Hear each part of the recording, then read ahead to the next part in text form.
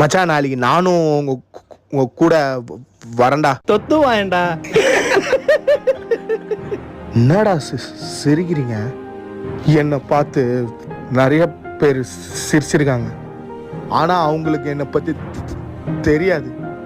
ஆனா இத்தனை வருஷம் பழகின நீங்களே சிரிக்கிறீங்களேடா. ரொம்ப கஷ்டமா இருக்குதுடா. மச்சான் டேய் சாரிடா. நான் இப்படி பிறந்ததுக்கு நான் என்னடா பண்றது? எனக்கு நிறைய பேசணும்னு ஆசைடா. ஆனா நிறைய பேர் சிரிக்கிறாங்கன்னு பேசுறதையே விட்ட. டேய் நாங்க சும்மா தானடா சொன்னோம். விடு மச்சான், பழகிருச்சு. மச்சான் விடுறா, நாளைக்கு வாடா ஒன்னா போலாம். பரவாயில்லடா, நீங்க போயிட்டு வாங்க, நான் வரல.